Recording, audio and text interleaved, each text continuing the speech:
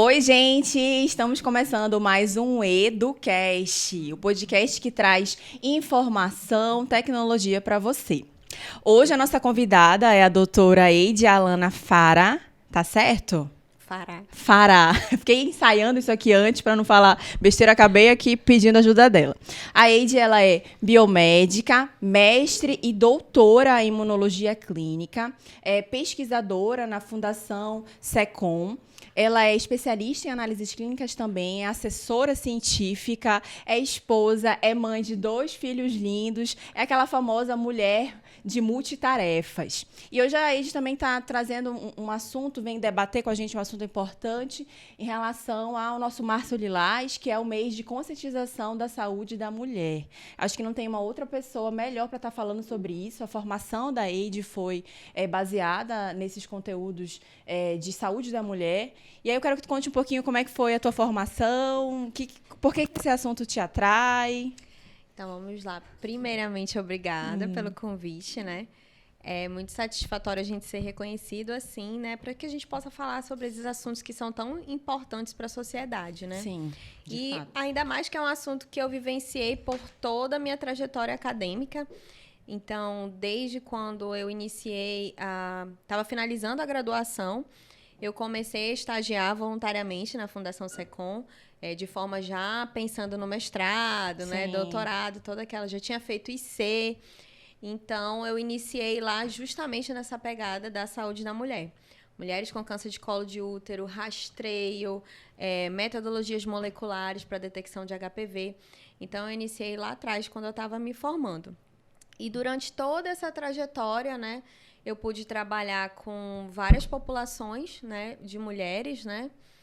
De diferentes idades. De diferentes idades, de questões sociais diferentes também. Então, meu grupo de pesquisa, por exemplo, trabalhou também com mulheres ribeirinhas. Ai, legal. Então, a gente já vivenciou diversas formas de trabalhar com essa população. Legal. Sempre nesse foco, né? Prevenção do câncer de colo de útero, ou mulheres que já têm o câncer de colo de útero, mulheres que têm lesões no colo do útero. Então, a gente sempre ficou, né, sempre trabalhei nesse caminho aí de cuidado da mulher, né, especialmente com essa doença. Quando a gente vai conceituar a saúde da mulher, a gente fala muito sobre o câncer em si, que seria o último estágio da falta do cuidado, da falta do rastreio. Mas se tu fosses hoje conceituar a saúde da mulher, tu colocarias como? De forma pessoal, Eide, hoje, depois de ter estudado tanto, de trabalhar com isso, como é que tu iria conceituar a saúde da mulher? De forma em geral, se eu fosse contextualizar isso, eu faria dessa forma. Hoje a saúde da mulher não se baseia apenas no rastreio do câncer de colo de útero. Ela vai se basear em N coisas, né? Então, por exemplo, hoje a mulher, ela tem várias atividades, né? E ela acaba deixando em segundo plano a sua saúde. Sim. Então, a saúde é uma academia, uma alimentação, quanto que você toma de água. Sim. A saúde mental, né? Que para as mulheres é uma coisa assim, não menosprezando os homens nem nada, mas as mulheres acabam tendo uma cobrança pessoal e pela sociedade. Então, existem cobranças profissionais, né? Como que você quer se colocar como uma profissional. Sim. E isso tudo aí. Vou ser mãe, não vou ser mãe. Tenho filhos, não tenho... Eu entendo esse debate. E a sociedade cobra, gente. Vocês não têm noção. Às vezes eu tô por aí conversando. E aí, quando é que vem teus filhos? Eu falo assim, mano, calma lá que eu tô estudando ainda. Vai passar a vida toda estudando? Não, é uma escolha, né? É uma escolha. Então, assim, a saúde da mulher vai envolver tudo isso. Sim. Né?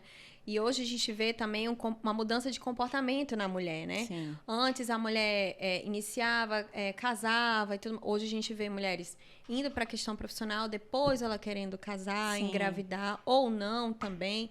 E aí a saúde da mulher vai envolver tudo isso. Sim. Né? Então, e assim, tu tocou num ponto... É uma coisa, assim, gigantesca. A gente podia passar o tempo todinho aqui falando sobre isso. Tu tocou num ponto importante. Eu tava conversando com 2 adolescentes, né? E adolescente por 10, 12 anos. Aí a gente tava falando sobre relacionamento. Tava ali num debate, num estudo. E eu falei assim, vocês não querem daqui a 10 anos casar? Eram 4 pessoas diferentes. E essas 2 adolescentes falaram assim, eu não quero nem casar. Aí eu falei assim, mas... Aí eu fiquei assim, murcha, eu falei assim, mas gente, o sonho de todo adolescente é casar, é ter filho. Não, mudou muito. eu não quero casar, e minha mãe sabe disso, meu pai sabe disso, eu quero estudar, eu quero ser médica, eu quero ser uma profissional diferente, quero ser advogada. E eu falei assim, gente, como as coisas mudaram, porque no meu tempo, com 12 anos eu queria casar. Todo mundo queria casar. É verdade, todo mundo queria casar. Então, de fato, esse conceito de ser mulher hoje, ele é diferente, né? A mulher, ela tem diferentes papéis, diferentes atuações, e querendo ou não, a mulher tem um lado muito sensível, né? A sensibilidade feminina é o que torna a mulher única. A sensibilidade de ver o próximo, a sensibilidade de saber entrar num ambiente, de sair de um ambiente. Então, tem coisas que são nossas de fato. São coisas da mulher, Da né? mulher. Da particularidade da mulher, que só as mulheres entendem. É verdade. Em relação ao contexto de saúde feminina no estado do Amazonas, hoje como é que a gente está? Um panorama do estado. Tá, eu vou falar um pouco sobre a área, né, que eu vivencio, né? Então, hoje o nosso estado, né, tantas políticas públicas que existem aqui, são políticas que reforçam esse cuidado da saúde da mulher, né? Então, hoje a gente consegue ver bastante ações, né, na televisão, na rádio, a gente vê que são assuntos que são bastante debatidos, né, do cuidado da saúde da mulher. A gente consegue perceber também que existem até as equipes, né? Os profissionais, eles vão sendo formados de forma que eles consigam já prestar atenção nesse cuidado, especialmente quando a gente fala de câncer de colo de útero, que acaba sendo uma coisa muito comum no nosso estado, né? Então, os profissionais, eles já são direcionados a isso, né? Então, eu conheço muitos profissionais, tanto do estado quanto do município, privado ou público, que são pessoas que defendem, né, esse cuidado, defendem o paciente, defendem a mulher, não só nessa área, né, mas todas as áreas da questão da saúde, né? Então, eu vejo que hoje a gente tem muitas ações voltadas para isso, né, para melhoria. Sabe-se as deficiências, né, que, obviamente, todo o estado vai ter. Sim. E existem pessoas que vão à luta para que a gente tenha essas mudanças. De fato. Hoje em dia, acho que a gente consegue visualizar a questão da conscientização dos meses dentro da universidade, né? Hoje Sim. tem as ligas acadêmicas, né, que trabalham essa parte de conscientização dentro da educação. A Educac também trabalha essa parte de conscientização. A gente entra, realmente, a gente compra ali a briga do mês, né? Estamos no mês de Lilás e voltado para essa conscientização. Mas... voltando para o nosso estado, a gente sabe que tem algumas linhagens do HPV que são mais endêmicas na nossa região, né? Tu pode contextualizar o HPV em si? Tá. A gente sempre surge aquela perguntinha, o HPV, toda verruga é um HPV? Tá, vamos lá. Então, o HPV, né, é um vírus, na sigla dele, né? É Sim. papilomavírus humano. Então, ele é um vírus sexualmente transmissível, certo? E ele é classificado de acordo com o seu potencial oncogênico. Então, hoje, nós temos HPVs, mais de 200 tipos descritos na literatura, e existe uma classificação de risco desses HPVs. Então, eles são classificados em alto risco e baixo risco, tá? E aí, o que significa isso? Alto risco de quê? Alto risco de se tornar um câncer. Baixo risco ainda, no baixo, né? Sempre uma discussão que eu tinha com os alunos. Não significa que você não tem. Existe um risco pequeno. Então, quando eu penso num paciente imunossuprimido, por exemplo, ele tem um risco, Sim. certo? Então, nós podemos classificar eles. Os de alto risco, os mais conhecidos, o HPV 16 e 18, que é que a gente chama de genótipo, tá? E os HPVs de baixo risco, que são os 6 e 11. Do nosso estado. Aqui no nosso estado, no geral, no mundo, contexto mundo, tá? Aqui no nosso estado, a gente tem diversas pesquisas, né? Pesquisadores que ficam fazendo a pesquisa do genótipo mais prevalente. Então, a gente encontra o 16, né? A gente encontra 58, 56. Então, a gente tem uma mudança. O que observa-se, né, nos estudos? Que cada região vai ter um genótipo prevalente, né? Então, aqui a gente tem vários pesquisadores que fazem essa busca de qual o genótipo mais prevalente. Então, esses são os que a gente vai encontrando, né? Dependendo da população estudada, né? Eu também não posso chegar e falar assim, o mais encontrado, não. É de mulheres a 40, 56 Aí depende exatamente isso. Então, eu tenho estudos assim que analisou o Brasil inteiro, né, numa população X e Y. Então, a gente tem que ter muito cuidado, às vezes, até com essas afirmações. Mas a gente encontra esses genótipos aqui, tá? Mas mundial, a gente tem 16, 18, 6 e 11, tá? Tanto é que são os genótipos que estão presentes na vacina, né? Que mais lá na frente a gente pode falar um pouquinho sobre isso. Legal. Em relação se a mulher for buscar realizar um diagnóstico para descobrir se ela tem o HPV, tá. O que ela pode estar fazendo? Tá, vamos lá. Passo a passo. Vamos lá. Como é que eu descubro que eu tenho HPV? Tá. Pra gente descobrir que a gente tem HPV, a verruga, a presença da verruga, sim, é um HPV de baixo risco, tá? Então, clínica... Mas a verruga em qualquer parte do corpo? Ou só lá nas partes nobres? Não, aí o médico faz toda uma análise, né, um rastreio para que ele possa fazer essa afirmação, tá? Porque às vezes tem crianças que têm, né? Então a gente não vamos tocar, né, um pouco nesse assunto. Então, para saber se eu tenho HPV, para que eu saiba que eu tenho HPV, eu preciso fazer um teste molecular, tá? Então, é um teste que vai pesquisar ali o vírus, né? Então, a gente sabe que o vírus, ele fica dentro da célula. Então, eu preciso buscar esse vírus, tá bom? E aí, eu tenho vários testes no mercado, né? Que vão detectar os genótipos específicos, tá? Então, muitos médicos hoje já têm na sua conduta, na sua prática clínica, né? Fazer a detecção do HPV, tá? Outros médicos, como ainda não existem vários guidelines internacionais, porque já se sabe que quem tem câncer de colo de útero tem o HPV. Tem uma relação totalmente positiva. Já tem uma relação, tá? Agora, não significa que eu tendo HPV, eu vou ter câncer. Vou desenvolver o câncer. Exatamente. Então, a gente... HPV, esteja lá... Exatamente, de boa, dormindo, né? E aí não, né? Como qualquer vírus, que a gente sabe que tem o seu período latente, que tem o seu... É a mesma coisa, o comportamento dele. E no caso do câncer de colo de útero, a gente sabe que o que leva a ter o câncer é esse HPV persistir, certo? Então, a persistência desse HPV pode levar ao câncer. E uma das coisas que as pessoas pensam é assim, eu fiz hoje meu preventivo, amanhã eu tô com câncer. Não é assim, demora. É isso que eu ia te perguntar. Antes da gente chegar no rastreio molecular, faz o preventivo, né? Faz o preventivo. Aquela rotina de estar fazendo o exame uma vez ao ano, se não... Tem uma regra, né? Tem uma regra. Na realidade, a conduta que o INCA preconiza, né, as diretrizes brasileiras em relação a isso, se der negativa, essa mulher não precisa repetir. Então, ela fica numa margem, não precisa ser anual. Todo ano fazer o preventivo. Se o preventivo deu normal, sem nenhuma alteração, aí daqui a 2 anos ela vai lá e repete. Esse preventivo, ele vai ver não só o HPV, mas a morfologia celular. O preventivo, ele é uma análise de células ali, certo? E aí, o que se identifica que, às vezes, a presença do HPV pode gerar alterações ali celulares que, quando o citologista identifica, ele coloca lá, né? Possível presença do vírus HPV. Que causou essa alteração. Exatamente. Mas para saber exatamente que tem um HPV, tem que fazer o teste molecular.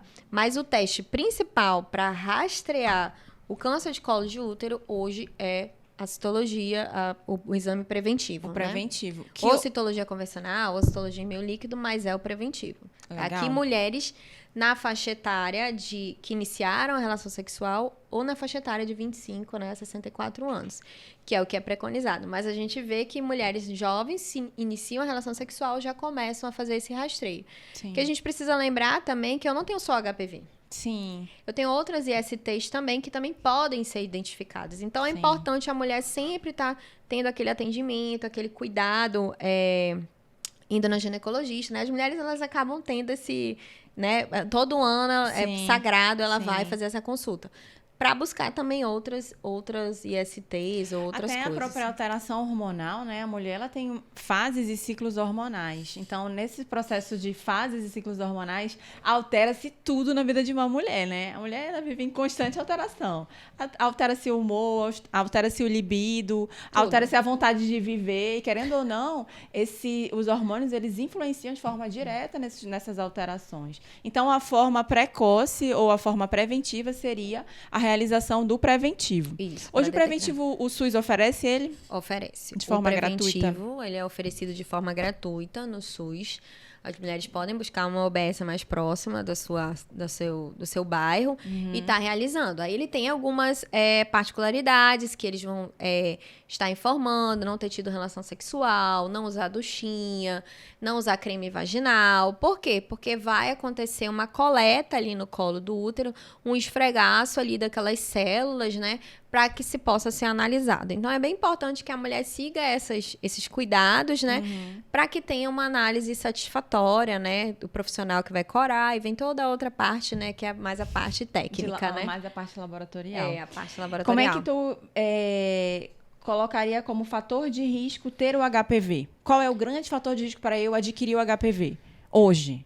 Hoje é o sexo sem preservativo, né? Sexo sem camisinha, Sem desprotegido, camisinha, né? desprotegido. Por quê? Porque a gente não sabe realmente quem tem, Sim. né? Então... Quem vê cara não vê HPV, não vê HIV, não vê HPV. qualquer Então, outra doença. Essa é a principal forma de prevenção, por ser uma IST. E a outra é a vacinação, né? Mas vacinando não significa que eu posso transar também sem camisinha, né? Então, tem que equilibrar, né? Como qualquer outra IST, seria essa forma de evitar. Ah, eu tô com HPV agora, eu vou tomar um remédio para curar? Não, não tem remédio. Né? Não tem um remédio assim, vai tomar o X remédio na dosagem. Não tem. Pro HPV não tem PrEP, não tem a profilaxia pós-exposição. E aí, o que acontece? Como que eu posso... como esse HPV vai sair dali? É imunidade. Resposta imune. Aí vem aquelas coisas, né, de cuidado com a sua saúde, né? Alimentação, suplementação, aí é uma coisa mais que o médico pode melhorar ali aquela imunidade do indivíduo. Tá conduzindo. Isso, porque durante esse tempo que em determinado momento eu entrei em contato com HPV, ele pode ser eliminado pela minha resposta imune mesmo, tá? E aí, que vai... Corre o risco de eu eliminar o HPV, Sim, então? acontece, tá? Difícil, mas acontece. Não, em cerca de 90% dos casos isso acontece. Por quê? Porque é muito comum. O HPV é muito comum. Quem não teve HPV um dia, vai ter um dia. Vai ter o contato. Vai ter o contato, tá? E aí, o que a gente observa em alguns estudos? Quando é uma população bem jovem, a prevalência do HPV é alta. Por causa do contato, das exposições. Mas, quando vai... Aí, é aquela coisa que a gente falou, persistiu... Aí, uma mulher de 40 anos, 45 anos... Que já não tem uma resposta imune adequada. Exatamente, entendeu? Aí vai mudando um pouco, né? Aquele perfil aí pode ser que ela tenha. E o que vai influenciar nesse risco também? O tipo de HPV. É de alto risco? É o HPV 16. Aí a médico, opa, é um HPV vamos 16. Tratar de uma outra ficar forma. aqui. Em vez de você vir... tô aqui, gente, eu não sou médica, tá? Mas cada médico tem a sua conduta... Mas ele pode dizer assim, então ao invés de você fazer o preventivo anual, você vai vir aqui de 6 em 6 meses. Sim. Não sei, se tiver depende com uma muito. lesão de alto risco, Se tiver com uma exemplo. lesão, Sim. pior, que vai ter que tratar aquela lesão, né? Sim. Então, vamos pensar assim na trajetória da mulher. A mulher, ela pode fazer o rastreio pelo exame preventivo. Preventivo ela faz. Se esse preventivo ele dá alterado, né? O que ela vai ter que fazer? Alterado significa teve uma lesão. Sim. É uma lesão de alto grau. Se é uma lesão de alto grau, essa mulher precisa fazer um outro exame, que é o exame que a gente chama de colposcopia. Que é um exame visual que o profissional médico faz com uma câmera, né? Com uma lente de aumento, na verdade, que ele vai olhar o colo, vai usar um reagente ali que vai dar uma esbranquiçada no colo para verificar se tem lesão. Tem lesão, eu vou fazer uma biópsia. Aí leva para o histopatológico. Deu lesão de alto grau, o que tem que se fazer? Tem que tratar aquela lesão. Então, qual é a forma de tratar aquela lesão? Conização ou exéresis da zona de transformação. Vai se retirar aquele fragmento que está alterado, que está lesionado, né? Então, é um mini procedimento, né?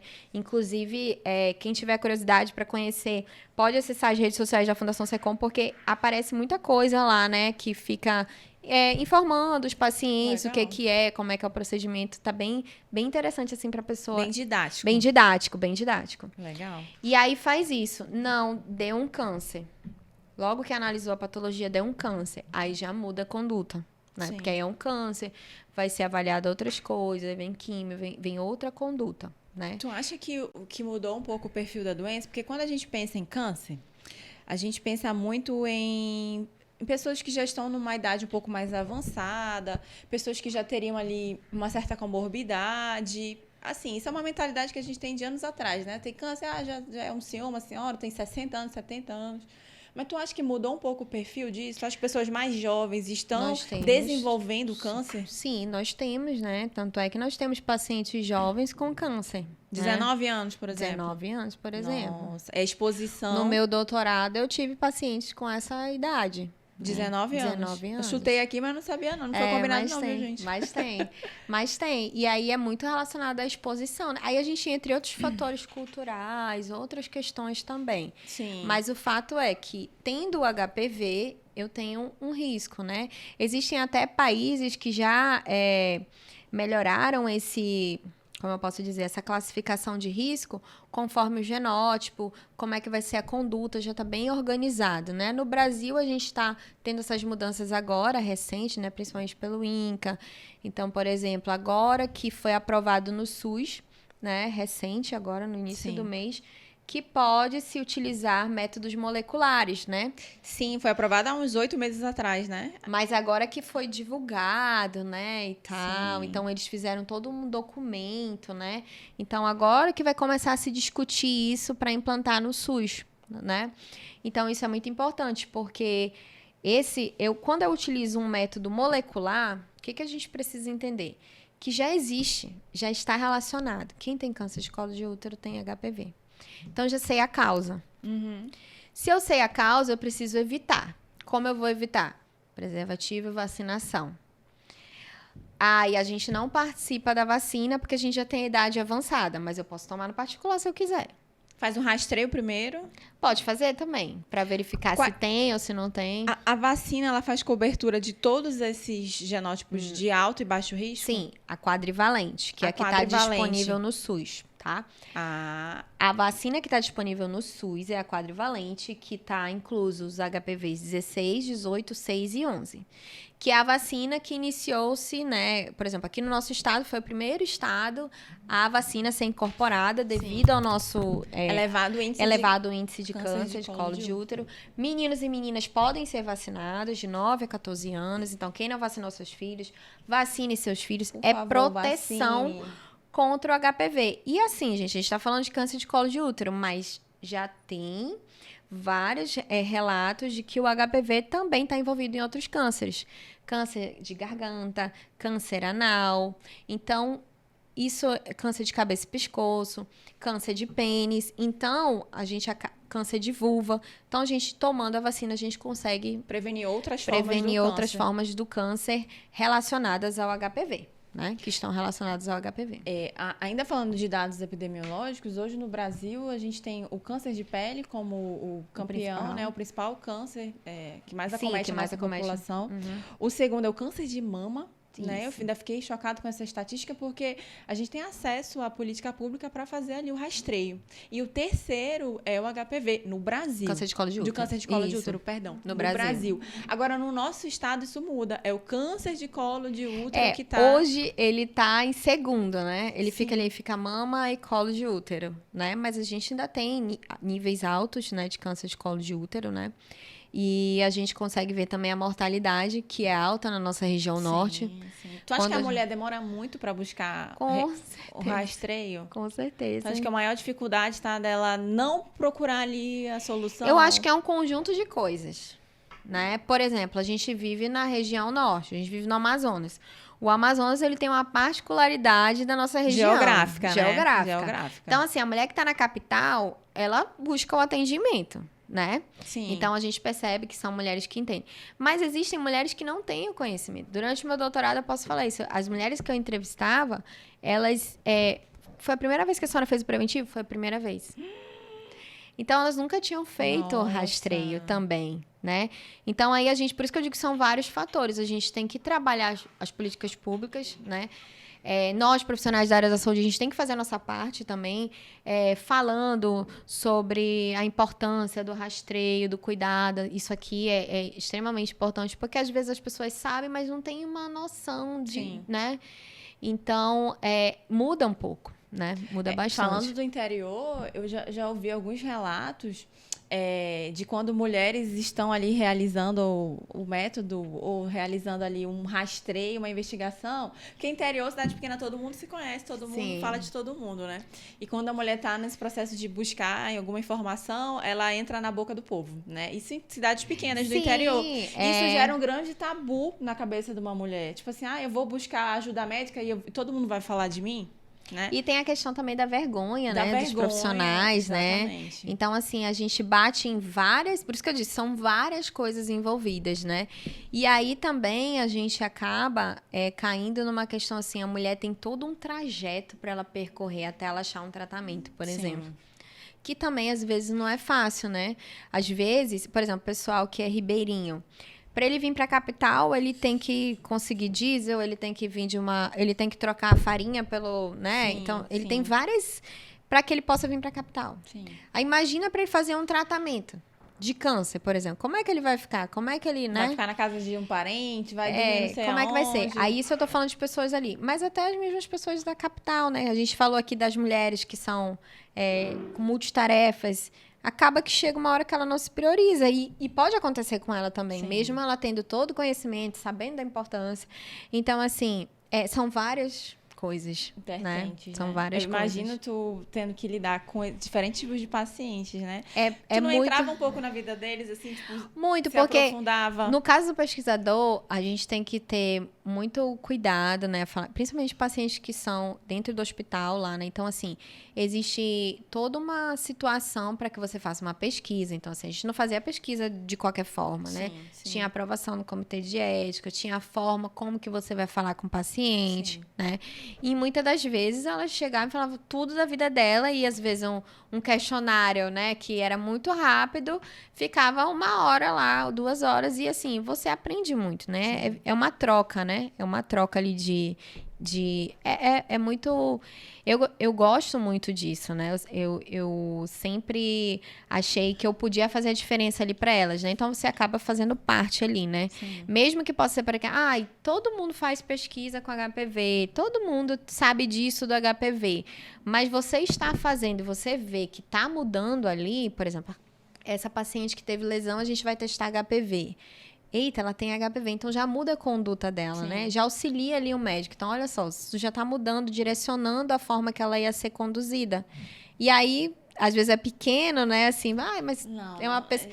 Mas, assim, é uma coisa grande para aquela pessoa, né? Então, a pesquisa, ela vem para isso, né? Sim. A pesquisa, ela vem, assim, com pontos pequenos, mas se a gente incorporar, a gente ajuda muita gente. A minha mãe sempre falava... Ela fala que ela tá viva, né? Que uma andorinha só não faz verão. Todas precisam voar para poder o verão acontecer. Isso é uma metáfora, mas que é o que a doutora Eide está falando.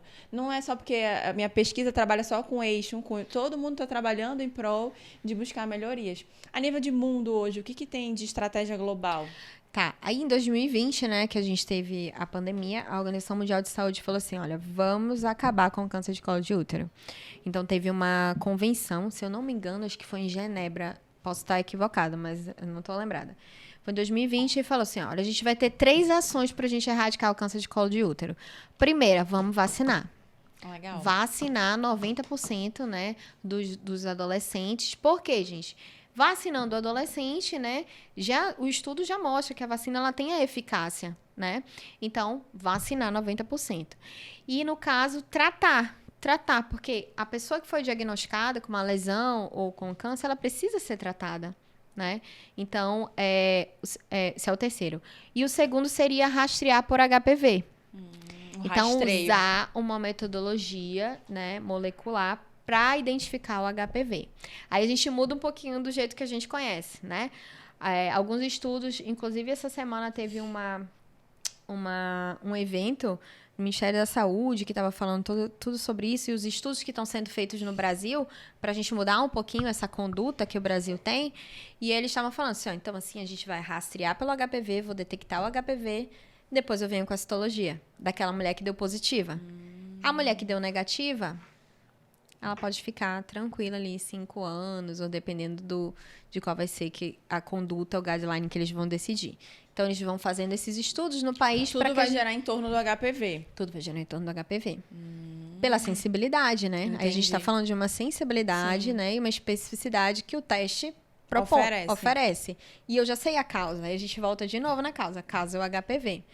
Vacinei, ok. Não vacinei, rastrei pelo HPV. Então, existem dois caminhos. Para pessoas, população jovem, adolescente, hoje, o ideal é a gente ter uma cobertura vacinal de 100% dessas pessoas. Exatamente. Então, você, mulher que está me escutando, tem um filho adolescente ali de 12, 11, 10, 9, 13, 14, é. 9, a partir dos 9 anos, seja menina ou Menino ou menina, pode todos estar podem... realizando ali o processo de vacinação para já garantir a proteção do seu filho em relação ao HPV. Isso. Aí toca no ponto importante, né? Vacina para doença viral, né? Vírus, a gente não tem uma medicação que vá matar ele diretamente, né? Não, a gente, para HPV a gente não tem. Para HPV não tem, então o ideal é eu ter ali uma resposta imune efetiva, a qual a vacina vai criar para eu já garantir proteção. A não conseguir realizar essa vacinação no tempo hábil.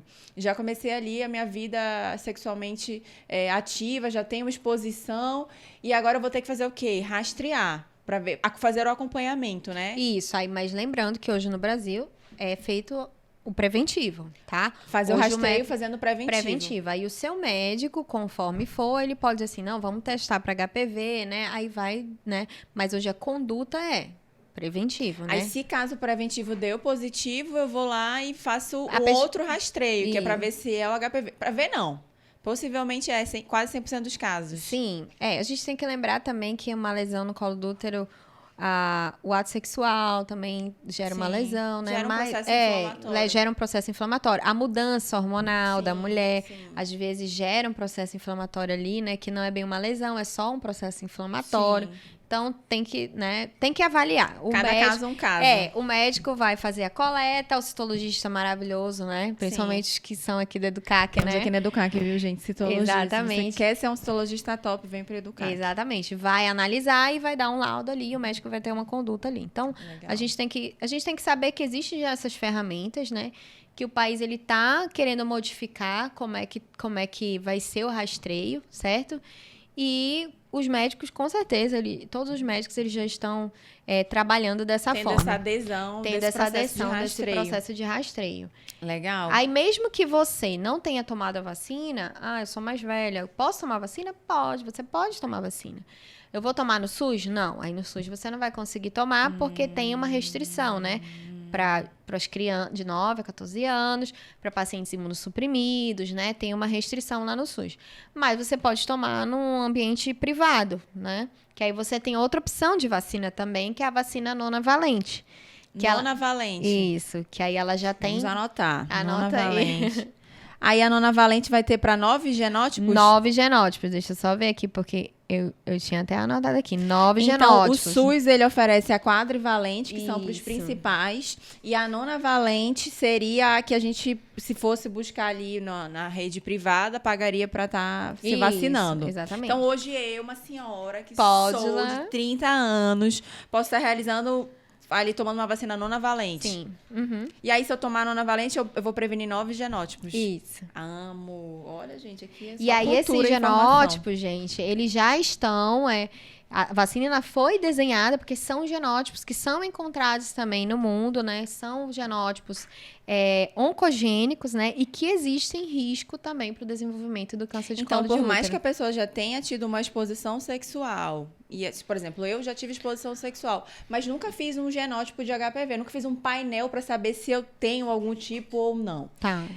Não tenho nenhuma lesão de colo uterino. Pode tomar vacina. Posso estar Sim, tomando essa pode. vacina de Uhum. forma tranquila para eu Pode. garantir a minha imunidade. Sim, pode. Maravilhosa, amei. Não Olha aí, existe gente. nenhuma restrição, tá? Legal. E, Amei saber. e nos casos de mulheres que têm lesões, né? O profissional médico, ele acaba também dizendo, olha, o ideal, vamos tomar a vacina, né? Então, tudo médico, ele vai definir aquela conduta. Por que eu falo sempre do médico? Porque hoje ainda não está escrito, assim, lá na nossa conduta, né? Do Brasil, lá das diretrizes. Olha, vai fazer isso, isso, isso e isso, né? Então, a gente vem vendo muito que o mundo vem mudando. Então, por exemplo, a gente tem países que já estão erradicando o câncer de colo de útero, como é o caso com da... taxas baixíssimas. Como é o caso da Austrália, aí tu vai falar assim, Eide, mas a Austrália não tem nem comparação. Do outro lado do Mas mundo. ele mudou a forma de rastreio dele. Colocou o HPV. Então, Tudo isso, a gente... É uma análise que está sendo feita, né, de custos, né? Sim. Então, eu gasto muito com uma paciente que tem câncer de colo de útero, quando eu posso investir na prevenção. Tem o câncer instalado. Isso, então eu posso investir em políticas públicas de prevenção, vacinação. Então, são muitas pessoas envolvidas, né, para que a gente tenha essa mudança. Mas a ciência já disse. Que dá certo. Que dá certo e que quem tem HPV... tem um risco se persistir, né? E que a melhor forma de rastreio é pela detecção do HPV. Tu acha que pelo fato da gente ter... O Brasil, ele tem proporções continentais, né? O nosso espaço geográfico, ele é gigantesco. Então, a gente tem populações com diferentes perfis, da miséria à riqueza, né? A nossa desigualdade social, ela é muito elevada, muito elevada mesmo. Aquilo que para uns o acesso é fácil, eu ligo, hoje eu quero tomar uma nona valente, vem aqui na minha casa e me vacina. Para outros é uma realidade que, infelizmente, ela não existe. Principalmente aqui para a nossa região, né? A nossa desigualdade social, tu acha que ela aumenta essa chance de ter câncer? Tu acha que ela está relacionada? A desigualdade no nível de acesso. Quando eu falo acesso, não só acesso à saúde, mas acesso ao conhecimento, ao básico. Sim, com certeza, né? Se você vai numa pessoa, numa comunidade ribeirinha, né? Você vê, toda uma vida diferente ali da nossa, né? Então, eles têm vergonha, é uma mentalidade diferente, né? Por isso que eu sempre falo, assim, que é importante nós, profissionais da saúde, fazer o nosso papel de formiguinha. Sim. Por quê? Por exemplo, a gente que é docente, falar para os alunos que, olha, como é a forma que ele vai falar com a população? Às vezes não precisa ser uma forma técnica, porque ele não vai entender, né? Às vezes pode ser uma fala, assim, muito tranquila, simples, que ele pode entender. E aí o governo, né, ele acaba entrando também, porque aí entra nessa questão de políticas públicas. Seria uma estratégia de política uma estratégia, né, de política pública, né? Precisa levar informação, né? E aí, por exemplo, quando a gente pensa nessas regiões de desigualdade, uma comunidade ribeirinha de capital Manaus, a gente sabe que ações aqui não vão ser as mesmas que vão ser aqui na capital. Sim. Né? Ecoa de forma diferente. Vai ser de forma diferente. Então, vou dar um exemplo do grupo de pesquisa no qual eu participo, que a minha orientadora e a minha co-orientadora fizeram um trabalho muito bonito com a comunidade ribeirinha. E aí, o que era feito? O teste molecular, né? As mulheres faziam a sua própria coleta. Existe um dispositivo chamado autocoleta, que não é para citologia, ele é para detecção molecular. Coloca na cavidade vaginal. Isso, elas mesmas introduziram. É muito parecido com aquele... Pomada vaginal, aquele que nós usamos. Então, elas introduziam, giravam ali, entregavam pra gente, a gente fazia análise molecular. Que massa! E aí, a partir dali, a gente conseguiu identificar mulheres que tinham HPV de alto risco. Aí, essas que tinham HPV de alto risco já fizeram a colposcopia. Isso foi uma conduta do estudo, né? Legal. E aí, identificou-se lesão e elas já foram imediatamente encaminhadas para o SECOM para tratamento. Então, que legal. Então, a gente conseguiu fazer uma intervenção ali a partir do estudo, mas que mostrou a eficácia, né? Da autocoleta. Da autocoleta e também de busca do HPV, de detecção do HPV, certo? Legal.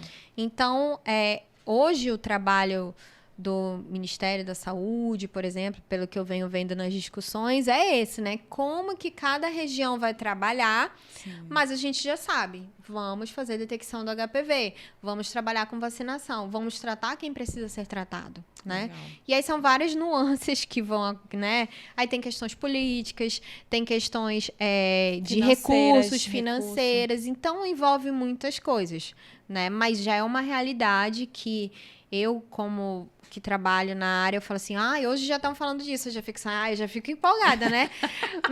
Porque antes não se falava, e agora estão discutindo sobre isso. Antes a gente se falava no meio acadêmico, no meio da ciência, agora não, tá tendo uma discussão sobre isso. Então isso já... futura implementação. E uma futura implementação. Acho que os olhos da Ide brilham nesse momento. Aí a gente fica super feliz, porque ajuda bastante, né? Vai ajudar a população e vai mudar o contexto dessa doença. Sim. Porque é muito triste, né? A gente tem uma doutora aqui que ela trabalha arduamente nessa luta de câncer de colo de útero e ela vai ela vai em todos os lugares, assim, fala bastante, assim, é muito triste a forma como a mulher morre por câncer de colo de útero. Sim, imagina. Sabe? É muito triste. E aí é mais triste ainda quando você vê assim, tinha chances de cura, tinha chances de detectar. Sim. Então, isso, existe a sobrevida, né, do paciente com câncer.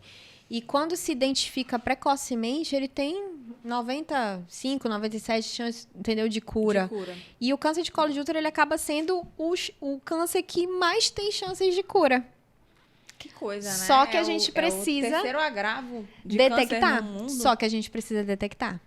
Sim, de fato. Porque então, quando detecção não- é a chave. Porque quando não detecta, a mulher já chega num chega com a estágio lesão. avançado, né? Já chega num estágio avançado. Legal. Então, o que é triste é isso. Sim, eu digo legal no sentido de que hoje a gente já consegue perceber que o grande causador do câncer de colo de útero é o HPV e a gente já tem hoje medidas políticas públicas voltadas para isso. Sim. Acho que a gente está meio que engatinhando Sim, para a com gente certeza. depois correr, começar a andar e correr. Sim, não, com certeza. É depois dessa convenção aí, erradicação do câncer de colo de útero, todos os países eles voltaram para isso, pesquisas, metodologias diferentes para que a gente possa implantar e muito do que vai ser necessário para cada região, né? Então, a pesquisa é isso, né? Sim. A pesquisa ela vem para mostrar várias situações, né? E como vai se comportar aquela população, como é que vai ser aquela metodologia. E aí junta tudo num bolo para que a gente possa dizer, não, vamos fazer isso, vamos fazer aquilo, certo? Legal. Então, o Brasil ele está caminhando bastante. São muitos os projetos assim relacionados a isso que vão dar aí frutos legais para que a gente possa ter esse direcionamento. Legal. Qual é a dica que a doutora Eide deixa para as mulheres que estão nos escutando? A minha dica, assim como mãe, mulher, Sim, tudo profissional. Não tem como desassociar, né? Não tem como desassociar porque faz parte, né? Faz Sim. parte. Então, a minha dica, assim, mulheres se cuidem, né? Cuidem de vocês, né? Cuide primeiro de você para que você possa cuidar das outras pessoas. É um exercício a gente fazer isso, né? Sim, de é um fato. exercício a gente procurar ajuda às vezes, né? É um exercício porque é da mulher, né? Resolver tudo, né? Então, a minha dica é essa. Se Olhar pra cuidem, si. se amem, cuidem de todas as vertentes da vida de vocês. E mulheres que não fazem o seu preventivo, façam o seu preventivo. É importante que vocês estejam fazendo o seu preventivo. É importante que vocês têm que ir numa consulta ginecológica. Se informem, tem muitas coisas hoje para que a gente possa ter uma saúde, né, da mulher adequada. Sim. Então, eu acho que isso é o principal. Busquem ajuda, se cuidem, façam um preventivo. Se for possível, tomem a vacina. Deem a vacina nos filhos de vocês, primos. Ah, não tenho filho, tenho sobrinhos. Levem os sobrinhos de vocês para tomar vacina, porque a gente já sabe. Que a né? melhor forma de Que a melhor prevenir forma é de a prevenção vacinação. é a vacinação. Tem uma eficácia. Então, esse seria o meu recado, porque conversando com muitas mulheres, a gente vê que, às vezes, ela não se priorizou ou, às vezes, ela não sabia dessa informação, Sim. né? Então, a gente tem que partilhar, né? Vai no café com a amiga. Ai, amiga, fui na gineco. Sabe? Essas Sim. coisas, assim, essas trocas. Minha próxima novidade de um café. Gente, tomei a 9ª valente do HPV. Isso, Pronto. exatamente. Pronto. Eide, muito obrigada pela tua presença, por disponibilizar o seu tempo, por falar de um assunto que é extremamente importante para a nossa população, não somente para o nosso público, que é um público ali pós-graduando, mas para a mulher que vai estar nos escutando. Tenho certeza que a minha mãe vai escutar esse podcast, que pessoas ali que fazem parte da nossa vida, que são mulheres, não somente da área da saúde, vão estar ali escutando tudo que foi falado hoje. Então, mulher, se cuide, se priorize, se ame. Não se ame só no mês de março, mas se ame sempre, Sim. se coloque em primeiro lugar de fato. Para você amar outras pessoas, você primeiro tem que se amar. Então, hoje a gente tocou bem nesse ponto de a gente ter o autocuidado, olhar para dentro de nós. Muito obrigada mais uma vez e encerramos o nosso podcast de hoje.